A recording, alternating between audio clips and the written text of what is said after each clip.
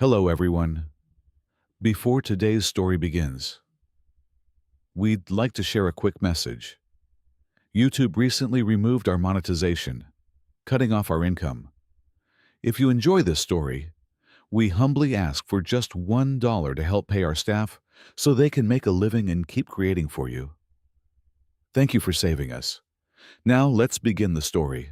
The sky above the ancient world of Lyra did not burn with fire, nor did it shatter under the weight of a kinetic bombardment. Instead, it simply dissolved into a terrifying, suffocating gray void. The ancient Lyran race, a civilization that had mapped 1,000,000 stars and mastered the very fabric of harmony, stood completely paralyzed as they witnessed their home being unmade. The entity responsible had no name in any spoken tongue, but in the final, agonizing moments of their existence, the Lyrans called it the Null. It was a cosmic horror entirely devoid of physical form. It was an invisible predator that hunted not for territory, minerals, or resources, but for the very essence of life. The Null did not destroy its victims with conventional weapons. It consumed consciousness. As the silent gray wave descended upon the shimmering spires of the Lyran capital, it initiated a forced, instantaneous assimilation. The minds of billions of Lyrans were violently ripped from their bodies, their unique identities, memories, and emotions ground down into a homogeneous paste. They were dragged into a dark, silent, and endless death network, becoming mere static in the belly of an endless cosmic void. There was no blood and no rubble, only the horrifying sight of bodies collapsing perfectly intact while their souls were devoured. Deep within the collapsing central citadel, the supreme leader of Lyra realized that resistance was entirely futile. Their grand armadas and planetary energy shields were less than paper against a force that bypassed physical matter to attack the mind directly. With their civilization mere seconds away from total erasure, the leader made one final, desperate decision, routing the entirety of the planet's remaining slipstream jump energy. They bypassed all defense systems and channeled the colossal power into the central communications spire. They did not broadcast a standard audio or binary distress call. Instead, they weaponized their own terror, forging a quantum distress signal woven from the pure, agonizing truth of their end. The leader slammed their hand onto the transmission console, just as the gray wave breached the citadel walls, firing the quantum scream into the deepest, darkest reaches of the cosmos before fading into the silent network forever. Countless light years away, nestled deep within the barren expanse of the Nevada desert on Earth, the world was completely unaware of the slaughtered civilization, 2,000 feet below the sun-baked surface. Dr. Adrian Aguilar sat hunched in the sterile, cold environment of a classified underground research facility.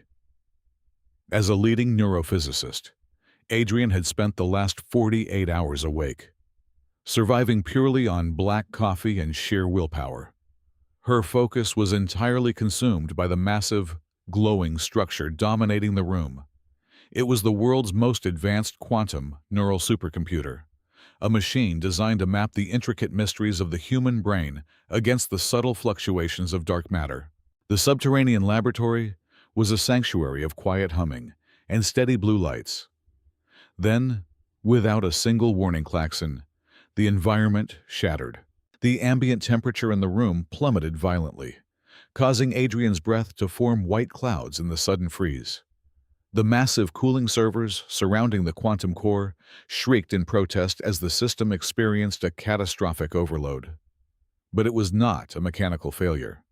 Every single monitor and holographic display in the cavernous room suddenly glitched. The standard streams of neural mapping algorithms dissolved instantly. In their place, bizarre, impossible crystalline fractals bloomed across the screens. They were jagged, mesmerizing shapes that shifted and pulsed with an unnatural rhythm, defying every known parameter of the system's earthly programming. Adrian leaped from her chair, her exhaustion instantly replaced by a massive spike of adrenaline. She slammed her hands onto the primary control console, her fingers flying across the keys in a desperate bid to stabilize the core and prevent a total meltdown. But as she tried to isolate the source of the massive anomaly, she realized the terrifying truth. This was not a system error. The computer was receiving a transmission from the deep dark of space. She quickly routed the incoming data through the facility's neural translation matrix, hoping to convert the raw quantum anomalies into a readable format. The translation did not produce audio logs, coordinates, or text files. Instead, it produced pure, undiluted emotional data. Because her personal neural link was still tethered to the console, the sheer force of the signal slammed directly into her mind. Adrian gasped, her knees buckling violently as she was thrown into the dying memories of the Lyran race. For 3 agonizing seconds, she felt the sheer, unadulterated terror of an entire species being erased. She felt the suffocating grip of the null, the terrifying coldness of its vast, empty network, and the heartbreaking realization of absolute defeat. She saw the gray wave descending, felt the tearing of billions of minds, and heard the silent, echoing scream of the Lyran leader's final warning burning into her brain. When the neural link automatically severed to protect her sanity, Adrian collapsed onto the cold metal floor, gasping for air as tears streamed down her face. She was trembling violently, her mind struggling to process the impossible cosmic horror she had just witnessed. But the transmission had not just contained fear. It contained navigational data, crawling back up to the console, her hands shaking uncontrollably. Adrian brought up the vector path embedded within the quantum scream. The central monitor shifted from the bizarre fractals to a real-time map of the local galactic sector. A thick, red trajectory line extended outward from the dead Lyran system. Adrian's blood ran cold as she tracked the line across the digital map. The null had finished consuming its prey, and now, tracking the faint, ambient neural noise of another populated world, it had pivoted. "Oh my God," Adrian whispered into the empty room, her voice hollow and filled with a dread that defied description. The trajectory line was dead straight. The cosmic predator had locked onto a new scent, and it was heading directly for the solar system. Worse still, the telemetry data indicated that it was moving at speeds that completely mocked the fundamental laws of physics. The entity was not approaching slowly. It was tearing through the fabric of space, bringing the absolute silence of the void straight toward Earth. The clock had already started ticking, and humanity had absolutely no idea that hell was rushing toward them. 72 hours after the quantum scream echoed through the Nevada desert, the subterranean war room in Geneva was suffocatingly silent. Dr. Adrian Aguilar stood before the Global Defense Council, facing the highest-ranking military commanders and heads of state from every nation on Earth. The holographic display behind her did not show fleet formations, troop deployments, or standard tactical grids. Instead, it showed the terrifying, rapid approach of the cosmic anomaly tearing through the outer solar system. "Every single kinetic weapon in our arsenal is utterly useless," Adrian stated, her voice slicing through the heavy, tense air of the bunker. "Nuclear warheads, orbital railguns, directed energy strikes. We might as well be throwing pebbles at a hurricane. You cannot shoot a concept. You cannot bomb an entity that lacks physical mass." A murmur of panicked disbelief rippled through the gathered leaders. A 4-star general from the Allied coalition slammed his fist onto the thick mahogany table. "Dr. Aguilar, are you telling us to simply lay down our arms and wait for 8 billion people to be slaughtered? There must be a physical anchor, a mothership, or a central command hub we can target and destroy?" "There is no mothership, General," Adrian replied, maintaining a chilling composure that forced the room to listen. "The enemy is a collective void. It consumes by forced neural assimilation. It feasts on consciousness, stripping away identity to expand its own dead network. If we resist with conventional violence, the sheer terror, pain, and panic generated by our dying soldiers will only feed it. We would be handing it the exact psychological energy it needs to grow stronger before it even reaches our civilian population. Physical resistance is not just futile, it is tactical suicide. The war room descended into a dark, paralyzing despair. The greatest military minds in human history were suddenly rendered entirely powerless. But Adrian did not let the silence linger. She brought up a new schematic on the primary holoprojector. It was an impossibly complex web of neural pathways, pulsing with chaotic red and dark orange energy. The ancient Lyrans were wiped out because their minds were perfectly synchronized, peaceful, and harmonious. Adrian explained, her eyes locking onto the global leaders one by one. They offered a clean, easily digestible meal for a predator of this nature. Humanity is entirely different. Our entire history is built on centuries of conflict, warfare, plagues, deep trauma, and an overwhelming vicious will to survive. We are not a harmonious species. Our collective subconscious is a raging, toxic storm of defiance, and that chaotic nature is exactly what we are going to weaponize. She proposed the unthinkable. Instead of firing missiles outward into the void, humanity would fire its own twisted, resilient psyche inward to create an impenetrable fortress. The transition from global panic to an ice-cold, unified resolve was brutally efficient. Within 48 hours, the United Nations passed an absolute binding emergency mandate. Every single off-world colonization project, every deep space exploration initiative, and every orbital defense platform was immediately suspended. Trillions of dollars and millions of man-hours were forcefully redirected toward a singular, monumental task. Humanity was going to build a global quantum neural network, a planetary shield forged not from steel and titanium, but from the raw processing power of the human mind. The engineering effort was a triumph of desperate cooperation. Millions of technicians, engineers, and neuroscientists worked around the clock in grueling 24-hour shifts. They repurposed thousands of communication satellites and deep-sea fiber optic cables, retrofitting them with advanced quantum connection nodes. Massive server farms that once hosted social media empires and global financial markets were violently gutted and rebuilt into heavy neural processing hubs. The next phase required the complete synchronization of the entire human race. It was a logistical nightmare that normally would have taken decades to organize, but the absolute certainty of total extinction forced an unparalleled level of global compliance. Governments converted massive sports stadiums, university campuses, and underground transit centers into sprawling connection zones, from the massive, glowing mega-cities of Asia to the most remote, isolated villages in the Andes Mountains. Billions of citizens were fitted with makeshift neurosynaptic interface crowns. They were not told to calm their minds or seek peace.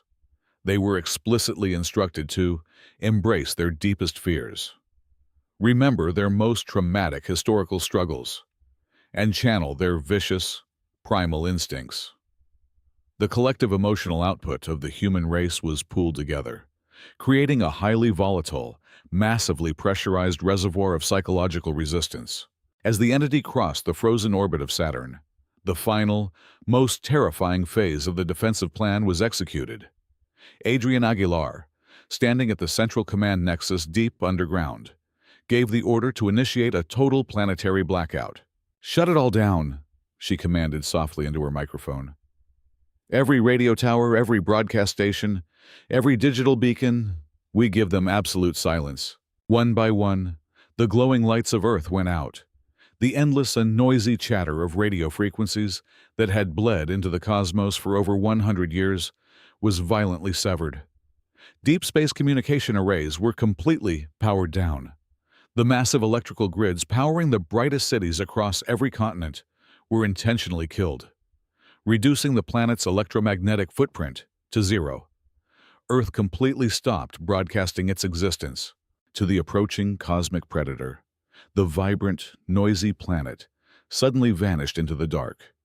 Earth had transformed itself from a glowing beacon of life into a perfectly camouflaged, deadly, quiet trap, waiting in the pitch-black void of space for the hunter to step blindly inside. The vast, crushing emptiness of the outer solar system offered no friction and no resistance. The cosmic anomaly drifted past the frozen orbit of Neptune, moving with the sluggish, arrogant grace of an apex predator that had never known the sting of a hunt gone wrong. For thousands of millennia, it had grazed upon the stars. It had consumed peaceful, enlightened societies that built grand philosophies, but lacked the brutal, primal instinct to bite back. It expected the exact same outcome here. To the entity, the complete cessation of electromagnetic noise from the third planet was a familiar, comforting pattern. Prey always went completely still right before the end. Hidden deeply within the icy, treacherous rings of Uranus, a battered, stealth-cloaked scout ship floated in absolute terror. It carried the very last 3 surviving members of the Lyran race. They had trailed their executioner across the galaxy, desperately hoping to see the young, noisy world called Earth mount a glorious defense. Instead, their sensor arrays registered a total, pathetic blackout. The vibrant, chaotic chatter they had intercepted from the system just days ago was entirely gone. The surviving Lyran commander hung his head, his luminous eyes dimming with profound sorrow. His 2 remaining crew members did not even look at the monitoring screens. They just stared into the cold blackness of their own ship, mourning the second massive failure of life in the galaxy. They believed the humans had simply surrendered, choosing to die quietly in the dark rather than fight a hopeless battle against an invisible god. Another bright, beautiful light in the universe was about to be extinguished without a single defiant shout. They began prepping their vessel to jump away, unable to watch the grisly feeding process a second time. Unbothered by the silent watchers in the dark, the entity surged past the massive gas giant of Jupiter. The enormous gravitational pull of the planet did not even slightly alter the predator's trajectory. As it crossed the asteroid belt, it began to change its form. The homogeneous gray mass slowly unspooled, extending thousands of invisible, sweeping tendrils made of pure quantum energy. These phantom limbs reached out into the hard vacuum, tasting the solar wind, searching for the dense concentration of consciousness that it knew was waiting on the blue planet. The tendrils brushed past the dead, rusted husks of abandoned orbital satellites, the silent international space stations, and the dormant lunar colonies, entirely ignoring the metal and silicon. It cared only for the meat, the spark of intellect, the rich harvest of billions of minds. It sensed the massive, pooled concentration of humanity gathered in the silent stadiums and mega-cities below, mistaking their forced synchronization for absolute, paralyzing fear. It tasted their stillness and found it utterly delicious. 2,000 feet below the surface of the Earth, the silence was absolute and physically crushing. The underground command bunker in Nevada felt less like a military stronghold and more like a massive concrete tomb. The air was thick, heavy with the combined, synchronized breathing of the 50 elite technicians manning the monitoring stations. No one spoke. No one dared to even shift in their chairs. The only illumination came from the dull, crimson glow of the tactical holodisplays projecting the enemy's progress. Dr. Adrienne Aguilar stood motionless at the center of the room. Her right hand rested lightly on a heavy, physical analog switch. In an era of touchscreens and neural links, the final trigger for the global network had been built as a massive mechanical lever to prevent any premature quantum hacking from the enemy. She looked like a marble statue carved into the dark. Her face was a mask of terrifying, unnatural calm. Inside her mind, however, she was balancing on the edge of a razor. The pressure of holding the collective psychological weight of 8 billion silent, waiting humans was nearly unbearable. Every single soul on Earth was holding their breath, connected by the invisible threads of the interface crowns, forming an ocean of repressed terror and dormant fury. The silence was so profound that Adrian could hear the rapid, chaotic beating of her own heart, echoing against the thick concrete walls. A single bead of cold sweat traced a slow path down her temple, but she did not blink. "Distance to atmospheric entry," a technician whispered, his voice trembling so violently it barely carried across the room. 75,000 miles. 50,000. They are breaching the exosphere.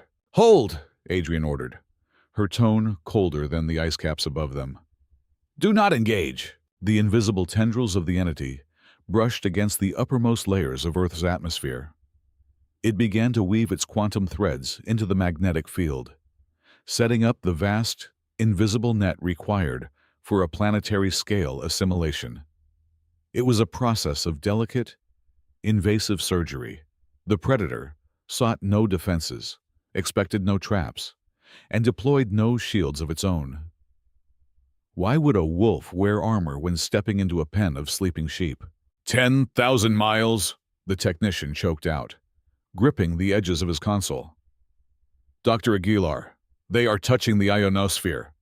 The neural signatures of the civilian population are directly exposed." "Hold," Adrian repeated, her grip tightening on the heavy iron lever until her knuckles turned completely white. She needed the enemy completely committed. If she triggered the trap too early, the entity might simply recoil and starve them out from orbit. She needed its jaws firmly clamped around the bait. The gray void settled directly over the planet, casting a massive psychological shadow that every human being could feel pressing against their skull. The ambient temperature across the globe plummeted. The entity opened its vast, bottomless maw.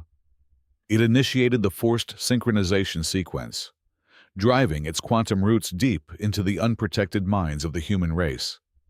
It bypassed the military bases, bypassed the underground bunkers, and sank its teeth straight into the synchronized global network, completely unaware that it was not biting into a peaceful, submissive feast. "Synchronization at 90%, the monitoring station reported, the numbers spinning wildly in red. 95%, 99%. Doctor, they are fully inside our neural infrastructure." Adrian took one final, slow breath, feeling the freezing air fill her lungs. The predator had stepped perfectly into the center of the cage, and the door had just clicked shut behind it. She did not hesitate for a single fraction of a second more. "Now!"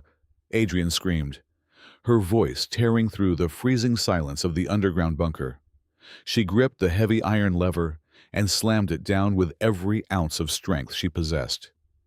The mechanical clank of the lock disengaging echoed like a gunshot in the cramped room. In that exact, microscopic fraction of a second, the trap was brutally sprung. The null had unhinged its cosmic jaws, expecting to swallow a docile, terrified ocean of 8 billion silent, submissive minds. Instead, Adrian violently inverted the connection.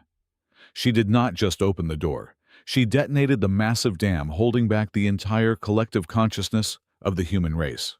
The impact was not physical, but it registered on planetary seismographs as a massive global tremor.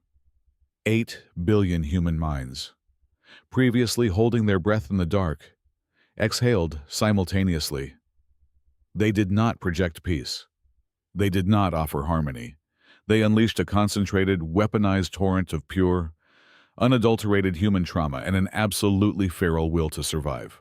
The null was instantly hit by a catastrophic tsunami of raw, primal emotion. It tasted the suffocating mud, the spilled blood, and the freezing rain of the miserable trenches from the first great global war. It felt the blinding, skin-melting flash of atomic fire tearing through crowded cities. It experienced the desperate, suffocating agony of 1,000 different historical plagues, The starving desperation of ancient, prolonged famines, and the visceral, bone-crunching brutality of early hunters fighting massive predators with nothing but sharpened stones and raw fury. For millions of years, the entity had only consumed ancient civilizations that had evolved far past their violent tendencies. It expected a delicate, refined intellectual feast.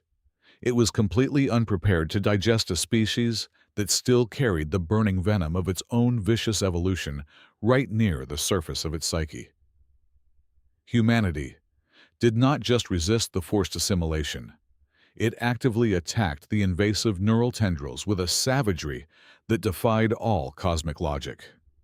Every single time the Null tried to strip away a human identity, it was met with a ferocious, animalistic backlash.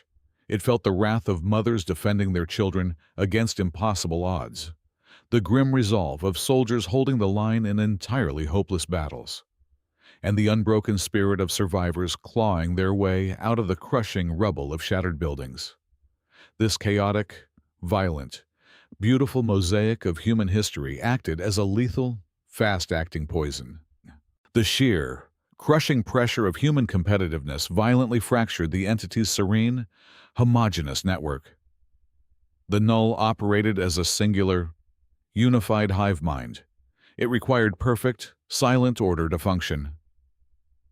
Humanity, however, was a species defined by extreme individuality, fierce tribalism, and endless, bloody internal conflict, injecting 8 billion wildly independent, aggressively stubborn human consciousnesses into a unified, delicate neural web was like injecting boiling acid directly into a central nervous system. The human data stream mutated instantly into a hyper-aggressive, unstoppable psychological virus. It tore through the smooth, gray plains of the entity's vast mindscape, leaving burning craters of anger and jagged, rusted spikes of defiance in its wake. The alien predator experienced a terrifying sensation it had never encountered in its infinite, immortal existence, excruciating, paralyzing pain. For the very first time since the dawn of the cosmos, the great devourer began to choke violently on its meal. This massive psychological devastation immediately triggered catastrophic physical consequences. High above the earth, the terrifying truth of the Null's physical form was brutally revealed to the naked eye. It was not entirely formless.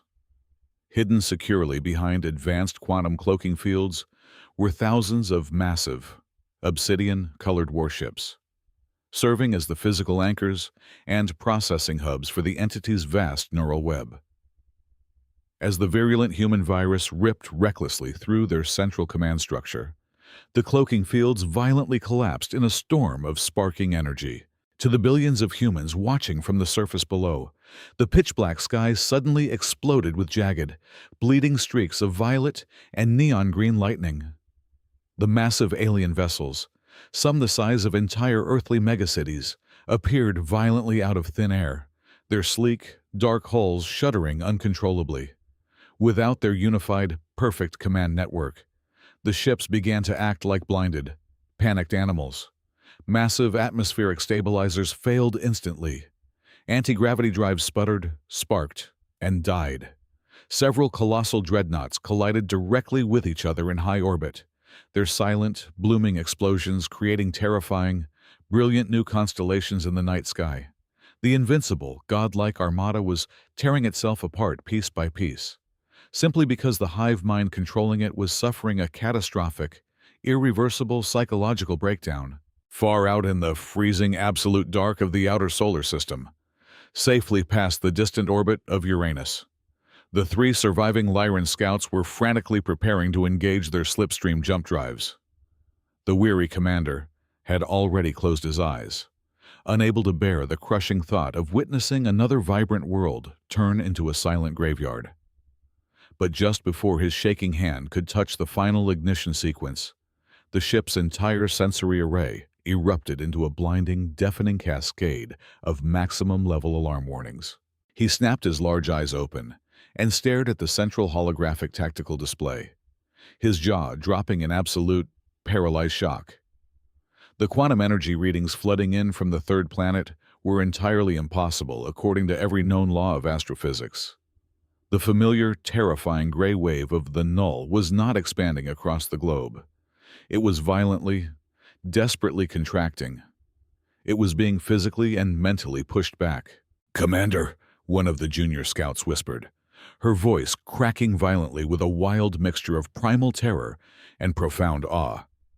"The entity is losing structural coherence. Its quantum field is fracturing on millions of distinct vectors simultaneously." The Lyran commander stood frozen, staring intensely at the chaotic, spiraling data feeds. He watched in stunned silence as the massive alien warships, the exact same invincible, towering vessels that had effortlessly glassed his own home world into gray ash, began to crash blindly into one another in the space above Earth. He could clearly see the violent, jagged, crimson spikes of the human counterattack tearing aggressively through the void, hunting the hunter. It was an assault forged of pure, unfiltered, terrifying rage. "They are not surrendering," the commander whispered, hot tears of absolute disbelief welling in his eyes and streaming down his face. "By the ancient stars, they are eating it alive." The legendary cosmic hunter, the silent terror of 1,000 galaxies, was actively, frantically retreating. It was attempting to rip its quantum tendrils out of the Earth's atmosphere, desperately thrashing in the void to escape the venomous, biting grip of the youngest, most savage race it had ever dared to hunt. The underground command bunker in Nevada was no longer a tomb of suffocating silence. It was a roaring crucible of boiling adrenaline and frantic, hyper-focused activity. The crimson holograms illuminating the faces of the 50 elite technicians shifted dramatically, tracking the massive, desperate retreat of the cosmic anomaly. The predator was actively bleeding out in the quantum realm, severely burned by the toxic resilience of 8 billion human minds. It was frantically trying to rip its invisible tendrils out of the Earth's atmosphere, seeking the cold, comforting safety of the empty void. But humanity, forged in the brutal fires of relentless competition and survival, had never been a species to simply forgive and forget. "Do not let them disconnect!" Adrian Aguilar roared, her voice echoing with absolute, uncompromising authority. Her hands flew across the physical command console, bypassing the standard safety protocols that limited the neural output of the civilian population. "We are not just defending our home anymore. We are taking the fight directly to their core. Shift the entire planetary network from a defensive posture to a maximum offensive surge. Push the wave back up the tether. Follow their retreat." The collective consciousness of the human race was instantly weaponized into a cosmic battering ram. Instead of merely blocking the invasive assimilation, the raging torrent of human emotion, trauma, and unyielding willpower completely reversed its flow. It aggressively grabbed hold of the retreating quantum tendrils and began to climb them, surging upward into the dark vacuum of space. Humanity was actively invading the sprawling, boundless mindscape that contained the true essence of the null. The golden, chaotic light of human willpower flooded into the oppressive, suffocating gray void of the alien entity, tearing through its delicate, harmonious architecture like a blinding hurricane of glass and fire. Standing at the center of the holographic storm, Adrian operated like a master conductor leading a symphony of absolute destruction. She rapidly coordinated the massive data streams flowing from the 7 continents, utilizing the raw, unbridled computing power of the human brain network to execute a brilliant, ruthless strategy. "Divide and conquer," she ordered her technicians. "Isolate their primary processing nodes, slice their network down the middle, then slice it again." Under her fierce direction, the united human consciousness acted as a million microscopic scalpels. They violently severed the internal communication pathways of the null.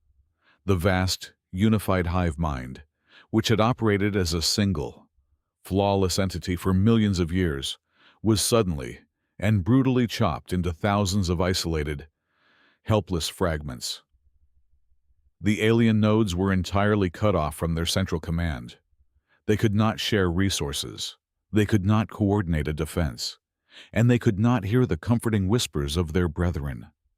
For a species that had never known individuality, this sudden, forced isolation was a fate far worse than physical death. The severed fragments of the cosmic mind began to spiral into crippling, chaotic insanity, drowning in the unfamiliar, terrifying sensation of absolute loneliness. Realizing that its vast empire of consciousness was crumbling from within, the core of the null attempted a desperate, agonizing maneuver. It tried to amputate its own quantum limbs. It initiated a massive, emergency severing protocol, willing to sacrifice hundreds of its massive physical warships and millions of its localized processing nodes just to break the tether to Earth and flee into deep space. But the trap that humanity had laid was far more devious than a simple snare.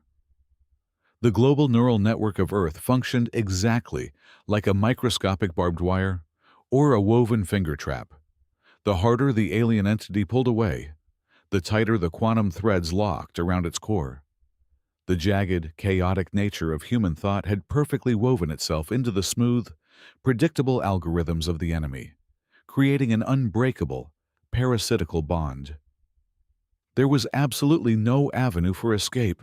The door had been welded shut from the inside, having firmly anchored the enemy in place. Humanity launched the next phase of its unprecedented assault.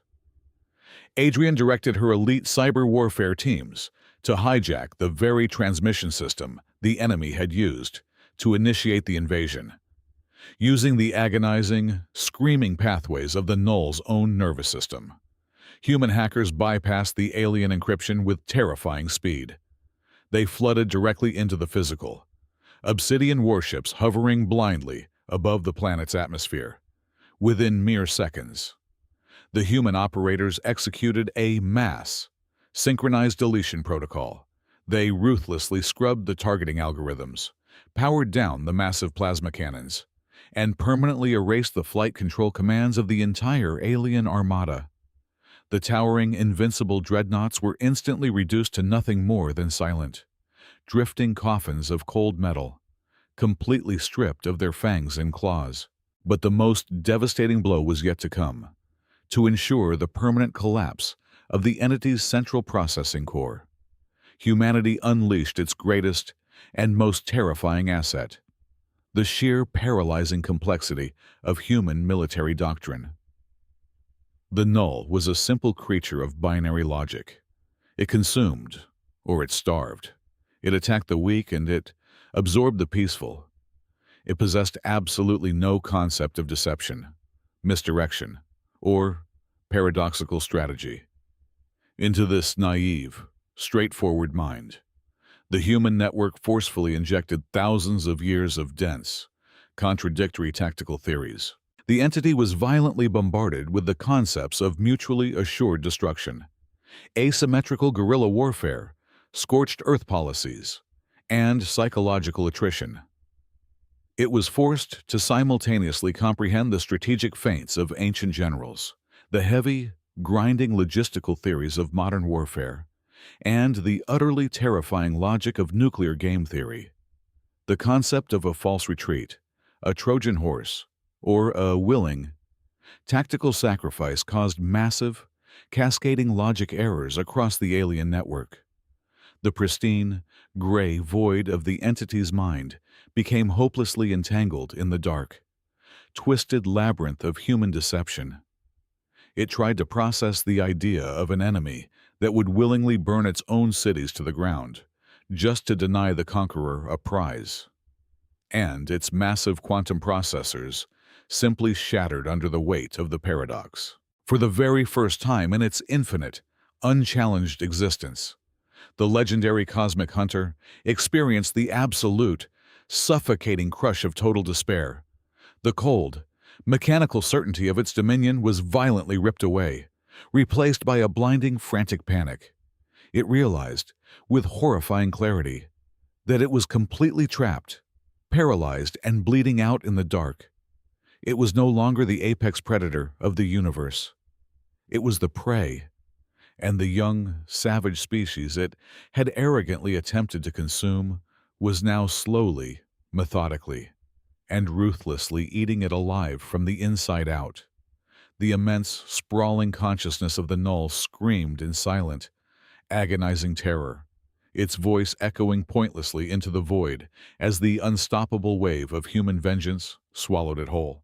The chaotic roaring inside the underground command bunker suddenly hit a terrifying bottleneck.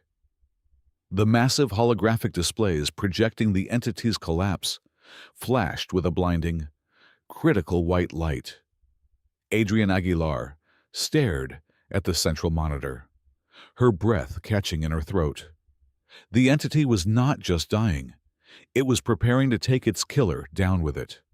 The central core of the null, trapped and suffocating under the weight of human defiance, began to violently compress its remaining quantum mass. It was initiating a terminal self-destruct sequence, attempting to collapse into a supermassive singularity that would instantly drag the Earth, the Sun, and the entire solar system into absolute oblivion.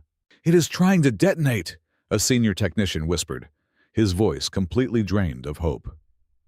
"Doctor, we cannot break the encryption fast enough to stop the core collapse." Adrian knew there was only one solution. Standard programming and raw emotional data were no longer enough. To halt a quantum singularity, she needed an unbreakable structural anchor. She needed to build a permanent firewall inside the alien mind, and she had to forge it from the strongest, most complex data source available, her own foundational consciousness. Closing her eyes, Adrian isolated her personal neural tether from the global network. She gathered the most precious, intimate pieces of her own identity. She gathered the crystal-clear memories of her childhood, the faces of her family, the warmth of her first love, and the quiet moments of peace she had spent her entire life fighting to protect. She condensed these beautiful, irreplaceable fragments of her soul into a solid, impenetrable barrier of light. Without a single moment of hesitation, she forcefully amputated that entire section of her memory and hurled it directly into the collapsing alien core. The sacrifice was absolute and devastating. The quantum firewall slammed into the singularity, instantly severing the self-destruct protocol. But it did not stop there. The sheer density of Adrian's sacrificed humanity violently reversed the data flow, sending a fatal, cascading shockwave straight back into the central cognitive architecture of the enemy, the Null, a cosmic terror that had devoured thousands of ancient worlds over millions of years, simply shattered. Its vast, oppressive network dissolved into nothingness, completely erased from the fabric of the universe. High above the Earth, the violent storm of green and violet quantum lightning suddenly ceased. The world watched in breathless awe as millions of colossal obsidian warships abruptly lost their internal glow. Their massive anti-gravity drives sputtered and died in unison. The invincible alien armada was instantly reduced to millions of silent, harmless iron mountains, drifting peacefully in the cold vacuum of space. Humanity had not just repelled the greatest threat in galactic history. They had claimed an unimaginable prize. The intact alien vessels hovering in orbit provided an infinite treasure trove of advanced spatial technology and slipstream drives that would propel human civilization forward by millions of years. Far beyond the outer planets, the surviving Lyran scouts, alongside the hidden remnants of a dozen other ancient races, transmitted a cautious, encrypted pulse toward Earth. It was a message of profound gratitude for destroying their ancient executioner, but it was heavily laced with a deep, undeniable dread. The wider universe was now terrified of this savage, unbroken species, leaning heavily against her console, missing a massive piece of her own past, but standing victorious. Adrian Aguilar drafted Earth's first official cosmic reply. She broadcast the short, unwavering message into the deep dark. This is planet Earth. We will always hold the defense line. We are ready to stand our ground, and we will ruthlessly strike back at any force that ever dares to threaten our home. Thank you so much for listening to today's story. We hope you enjoyed it. As an ad-free channel, your support is what keeps us alive. Please support Sci-fi stories with just $1 via the QR code on the screen, or click the link in the description box or pinned comment. Also, we'd love to connect with you. Please leave a comment telling us which city or state you're listening from. Thank you for standing with us, and see you in the next stories.